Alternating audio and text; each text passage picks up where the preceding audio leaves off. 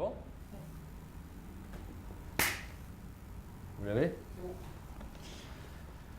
Emmanuel, je suis vraiment très content de vous rencontrer parce que j'ai pris beaucoup de plaisir à lire votre livre « Ne fuis pas ta tristesse » chez Salvatore. Alors, je ne sais pas comment définir ce livre. C'est ni un essai, encore moins un roman, peut-être une méditation? Oui, le mot essai peut fonctionner, parce que c'est un essai de réflexion sur un sentiment universel, je pense, que tout un chacun peut connaître, la tristesse. Avec un peu de poésie aussi. Avec de la poésie, oui, parce que il me semble qu'on ne peut pas parler de la tristesse depuis un discours, je ne sais pas, universitaire, savant. On parle de la tristesse depuis ses blessures, depuis ce que la vie a fait de nous, du meilleur et puis du plus douloureux, et du plus intime. Et donc, il fallait un ton un peu personnel et parfois poétique, en effet. Vous parlez de vous aussi. Obligatoirement. J'évoque à un moment donné une expression à propos de ma mère. Je parle de ces titres de tristesse comme on pourrait parler de titres de noblesse. Et je pense qu'on ne peut pas parler de la tristesse ex cathedra à partir d'une science ou de je ne sais quel surplomb, mais plutôt à hauteur d'homme et à partir de ce qui a été vécu. Donc forcément, à un moment donné, je me suis dit, il faut forcément parler d'éléments d'enfance, de douleur, de deuil, de séparation, etc. Ces titres de tristesse, ça veut dire que c'est une chance d'être triste pour vous. C'est peut-être pas une chance, mais la vie est forcément prodigue en la matière. On prend des coups dans l'existence, forcément, et c'est ce qui fait je pense que c'est ce qui fait notre beauté, notre richesse intérieure également, c'est d'avoir traversé un certain nombre d'épreuves. On n'aime pas du tout les traverser, on ne veut pas les devancer non plus. Je pense qu'on ne le peut pas. Mais quand elles sont là, finalement, une bonne part de notre vérité se trouve là, en elles. C'est ça qui nous relie, vous dites que la tristesse nous relie à notre royaume intérieur. En quoi ça nous relie à nous-mêmes, en fait? C'est ça ce que vous voulez dire? Je pars de la chose la plus évidente, c'est-à-dire que la tristesse nous relie à ce que nous avons aimé, donc les êtres que nous avons aimés, qui ont disparu, les maisons qui ont été nos royaumes d'enfance et qu'on a fermés ou qu'il a fallu quitter pour X raisons. Et donc oui, je pense que la tristesse est une forme de mémoire, une mémoire vivante, douloureuse, mais c'est pas le chagrin, c'est pas le désespoir, c'est le moment où quelque chose est en train de s'apaiser dans nos vies, et donc c'est pour ça que je trouve que c'est un fil sensible, parce que la tristesse, évidemment, quand nous pensons à ce que nous avons aimé, il y a forcément un peu de mélancolie, parfois de nostalgie, et donc pour moi c'est aussi la preuve, c'est pour ça que je parle de royaume, c'est la preuve que quelque chose ne passe pas, que ce n'est pas le néant qui a le dernier mot, ce n'est pas la mort qui a le dernier mot, même si les êtres que nous avons aimés ont disparu, la tristesse qu'ils laissent en nous est comme la marque que la vie est plus forte en réalité, et l'amour est plus fort que la mort. Qu'est-ce qui vous a rendu triste, vous, dans votre vie? Plein de choses, la mort d'un père à l'âge de 9 ans, les difficultés à pouvoir mettre des mots dans ma vie, ça c'est quelque chose c'est un drame, je trouve, arriver à mettre les mots justes sur ce que nous vivons, sur ce que nous sommes. C'est une forme de tristesse qui m'a accompagné longtemps, jusqu'à ce que l'écriture puisse peut-être me délier de ce poids-là. Et puis d'autres choses, des séparations, des amitiés perdues, etc., etc. Ce que tout un chacun peut vivre. Et quand on ressent de la tristesse, ça c'est vraiment universel, on ressent tous à un moment donné de la tristesse, on peut avoir le réflexe de se dire non, je la mets à distance, non, je la contourne un peu, ou je regarde un tout petit peu dedans, mais sans y aller trop fort. Qu'est-ce que vous conseillez, vous, de faire quand la tristesse arrive? Qu'est-ce qu'on en fait, en fait? Alors là, d'abord, je ne conseille pas, parce que j'ai beaucoup de réticence à l'égard des livres qui nous donnent des conseils de vie. Je ne pense pas que ce soit la posture de l'écrivain. La posture de l'écrivain, c'est plutôt de chercher et de se poser à soi-même des questions. Et peut-être que dans ce mouvement de recherche, quelque chose peut aider le lecteur éventuellement, mais surtout pas être en position de surplomb. C'est pas un livre de psychologie. Non, pas du tout. Vous n'avez pas du tout des clés psychologiques ou Non. des manières de faire. Mais en tout cas, il y a une expérience, il y a du vécu. Oui. Vous, quand la tristesse elle arrive, qu'est-ce que vous en faites? Je trouve qu'elle est un marqueur de quelque chose d'essentiel. Donc, on peut la voir. Je pense que la tristesse, on peut la voir d'abord, on peut en faire un bon et un mauvais usage de la tristesse. Il y a une tristesse dans laquelle, ce que j'appelle moi le mauvais usage de la tristesse, c'est le moment où on a envie de s'engouffrer dedans. Il y a des moments où on va chercher le point mélancolique en nous. On a envie de le travailler, ce point-là, et peut-être parfois d'une manière un peu artificielle, un peu obsessionnelle. Donc là, on rentre dans une forme de rumination qui me paraît, ou une macération qui ne me paraît personnellement pas très louable. En revanche, ne pas la fuir, effectivement, ça signifie ne pas lui opposer des bonheurs factices, des joies factices, parce que je pense qu'il y a quelque chose d'infaillible dans notre tristesse. C'est-à-dire que si on lui donne un aliment qui n'est pas à la hauteur de ce qu'elle espère ou de ce qu'elle attend, alors elle sera là comme un marqueur pour signaler c'est pas bon, ce que tu me donnes n'est pas la bonne nourriture. Pas bonne nourriture artistique, intellectuelle, philosophique ou autre. Et donc, je crois qu'elle est infailliblement là pour nous dire continue, essaye d'être plus juste la prochaine fois, cherche encore, tu vas trouver la joie devant laquelle j'attends de m'effacer. Ouais. Donc l'idée, c'est de se retrouver au plus juste de soi-même. Enfin, au plus juste de soi-même, oui, il me semble. Il me semble, et je pense beaucoup à ce que dit un poète comme Rilke. Lorsqu'il parle de la tristesse, il dit... poète allemand, qui s'adresse à ce fameux livre qui s'appelle Lettres à un jeune poète, qui est absolument bouleversant.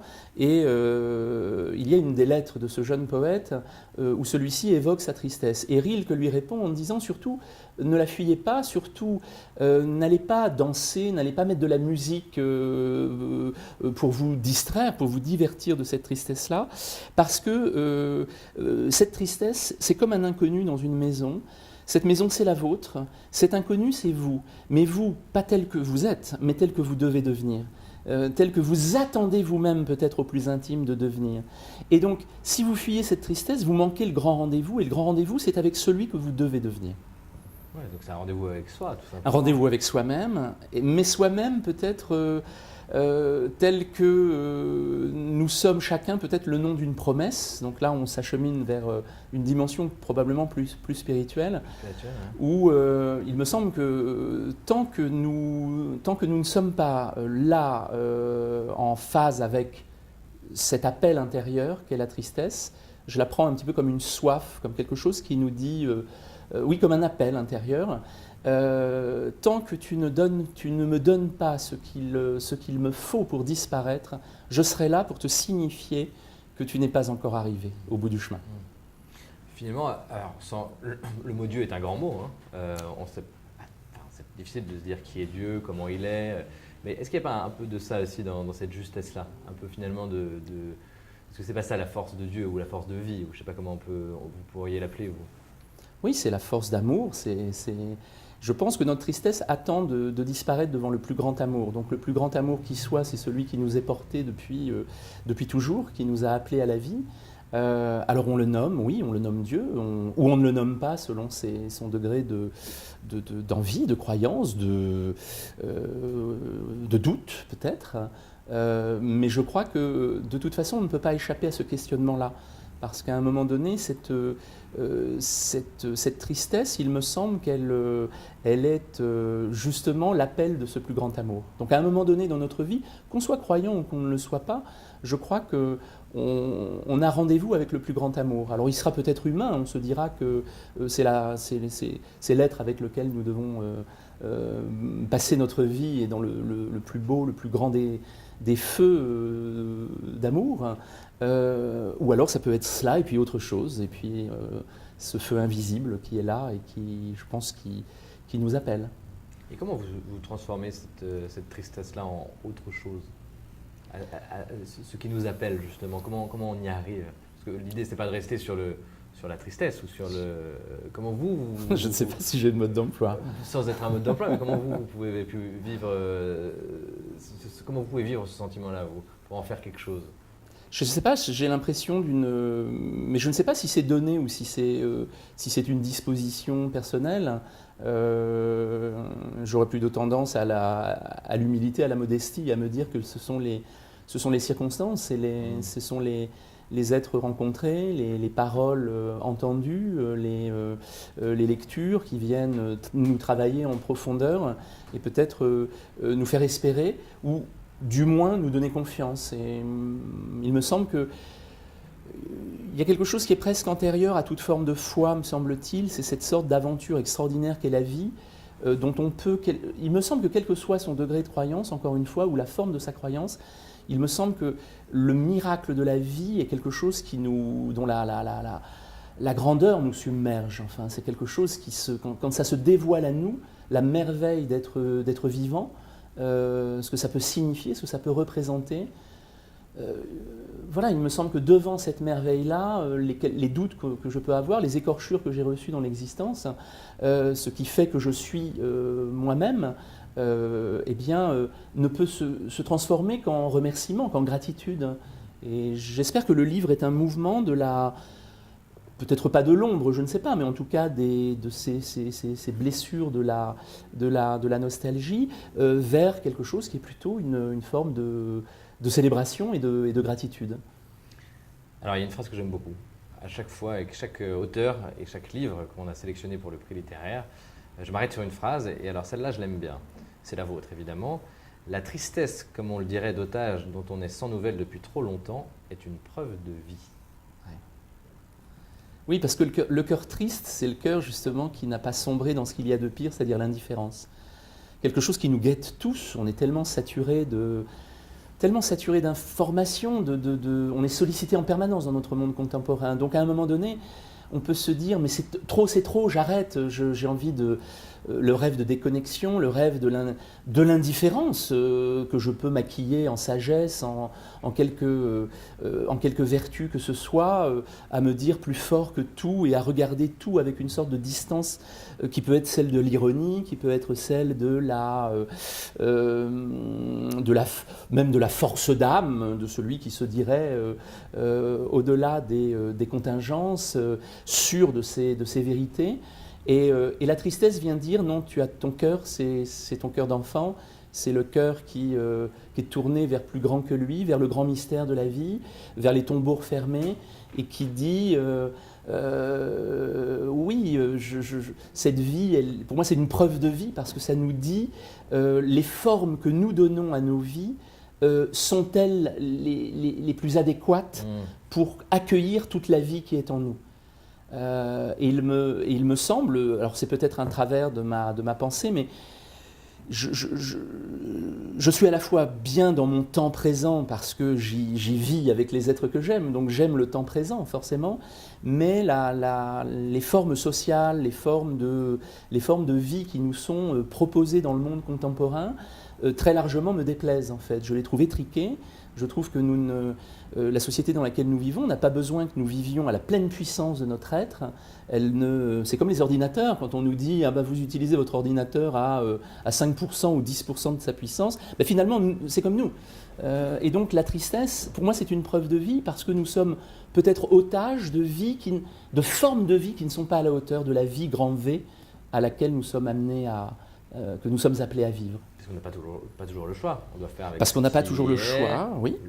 On doit travailler, on doit prendre le métro, prendre sa voiture pour aller au travail, on doit payer le loyer. À un moment donné, qu'est-ce qui manque dans cette société pour nous je pense que c'est dans notre tête, parce qu'il y ait des obligations, des devoirs, à toute époque, il y a eu des obligations, des devoirs, des contingences, nous sommes confrontés aux nécessités, travailler, etc. Tout ça, c'est normal, au fond.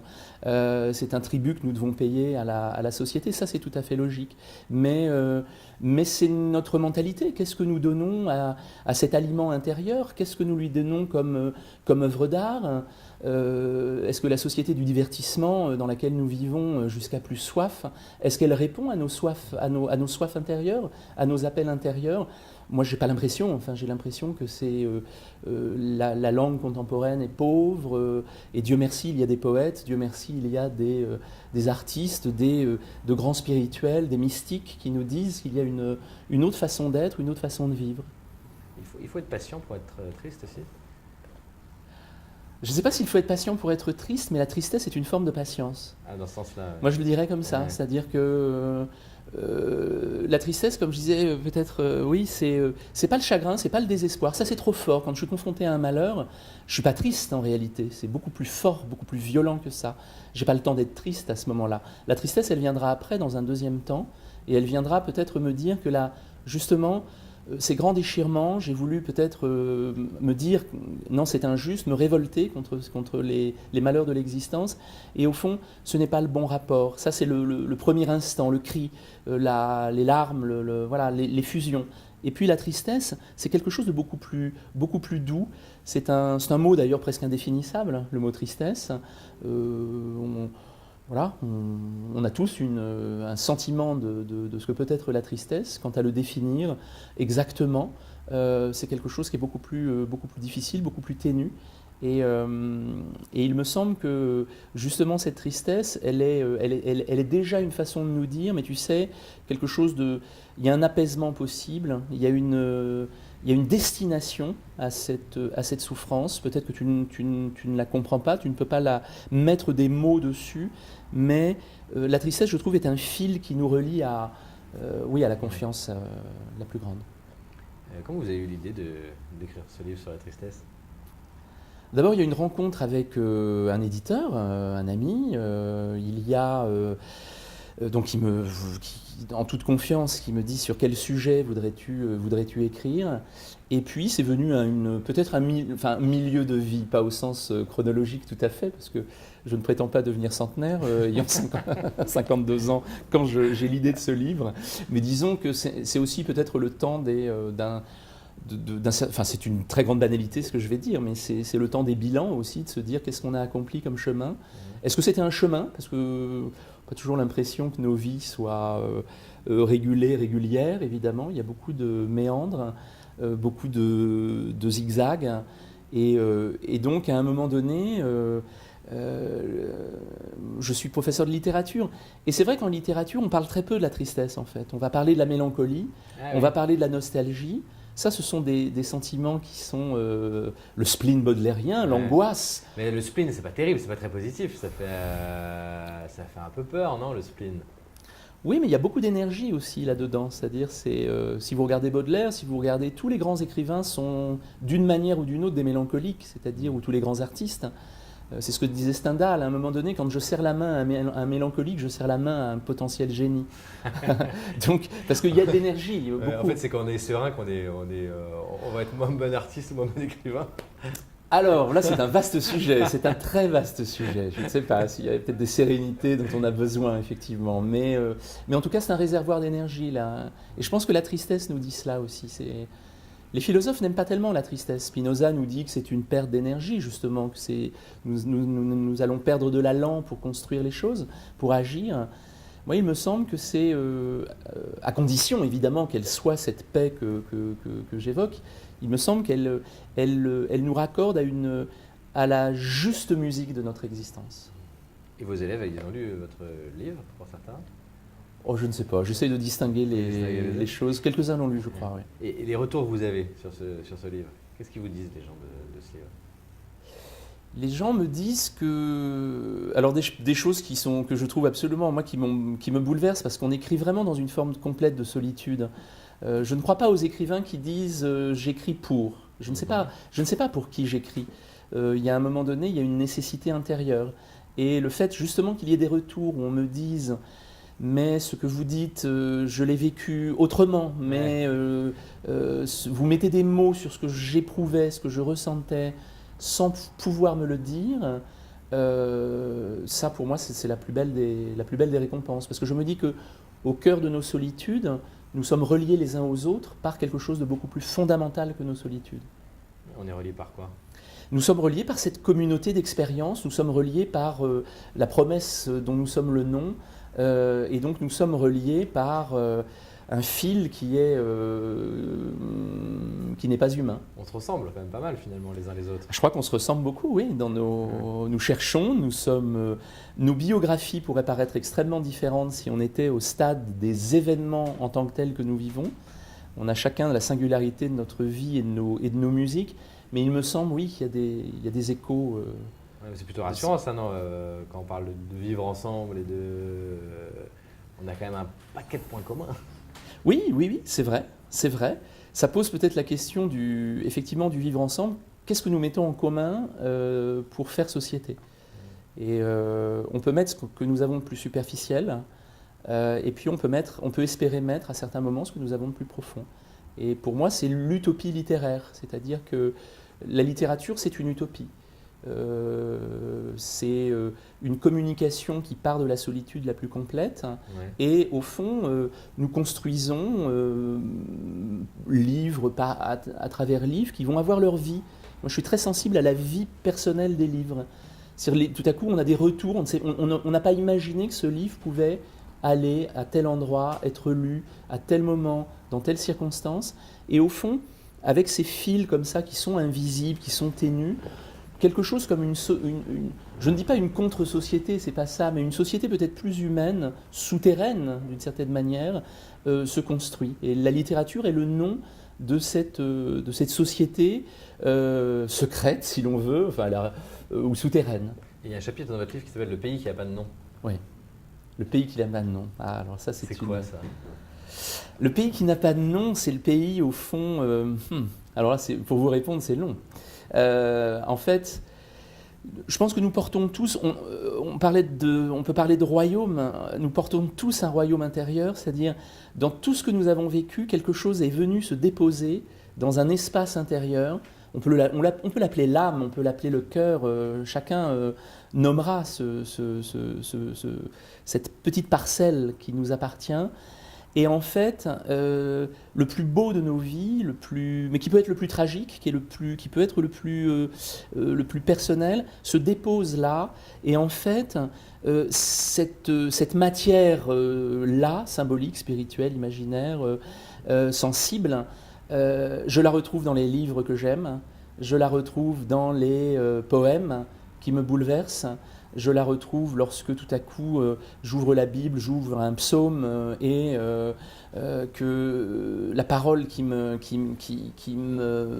saute, j'allais presque dire, au visage, est pour moi une parole d'éternité. Et donc ce pays, en un certain sens, il existe un pays où le meilleur de ce que nous avons vécu existe. Voilà. Alors ce pays n'a pas de nom, évidemment. Non. Ou il s'appelle le royaume, ou il s'appelle l'éternité. Il s'appelle peut-être l'éternité. Alors, vous êtes en plus prof de littérature, vous avez plein de références littéraires. Quel est l'écrivain qui vous a le plus marqué? Oh, que c'est dur, vous avez des questions dures. J'ai posé la question à plusieurs auteurs déjà. Je vous pose cette question-là. Quel est l'écrivain qui vous a le plus marqué, vous, Emmanuel? Récemment, l'auteur qui, depuis quelques années, m'accompagne vraiment et qui, pour moi... Alors, on peut même parler d'amis, d'amitié littéraire. C'est Dante. C'est Dante. C'est la Divine Comédie de Dante. Chaque fois que j'y reviens, chaque fois que j'interroge ce texte, c'est le même émerveillement. Mais j'aurais pu vous répondre Pétrarque, mais j'aurais pu vous répondre... C'est plutôt des auteurs anciens alors Oh, je peux citer quelques contemporains. Le poète Jean-Pierre Lemaire est un poète qui me bouleverse. Guy Goffet, le poète. Je suis très attaché aux poètes. Je pense que les poètes nous disent leur travail, leur labeur est précisément de mettre des mots sur ce que nous avons de plus précieux en nous. Ils restent attentifs à la langue, ils gardent la langue pendant que nous avons tendance à la dilapider, à user les mots. Eux retissent constamment le lien entre les mots et la vérité. Donc, ce sont souvent les poètes qui me bouleversent. Ça fait plusieurs fois que vous dites que c'est important pour vous de mettre des mots sur ce qu'on ressent, sur ce qu'on vit. Vous êtes professeur de littérature, vous avez l'habitude de parler, vous êtes écrivain, vous avez l'habitude d'écrire. À plus de 50 ans, vous arrivez à mettre des mots, vous, sur ce que vous ressentez, sur ce que vous vivez, ou c'est un combat quand même au quotidien, ou comment vous vivez ça? C'est une lutte, je pense que c'est une lutte.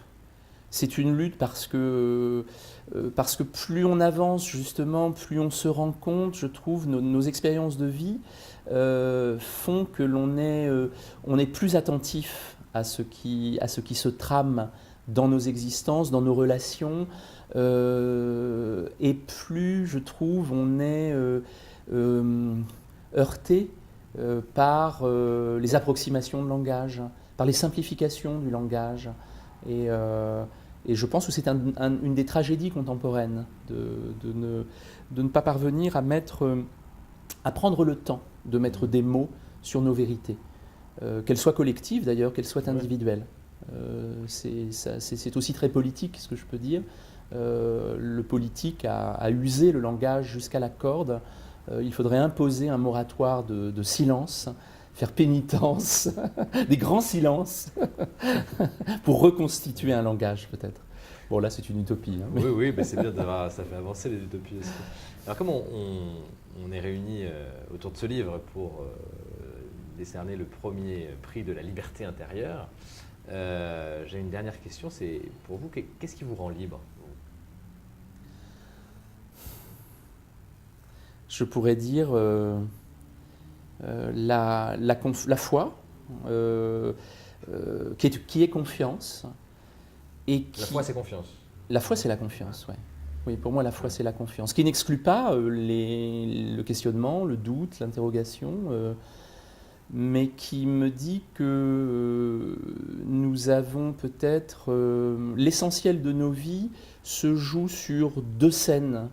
Il y a la scène de l'immédiateté, la scène qui peut être aussi la scène sociale, et puis une scène plus fondamentale, un espace plus fondamental, vertical, qui nous relie au mystère, qui nous relie à la parole, qui nous relie à plus grand que nous.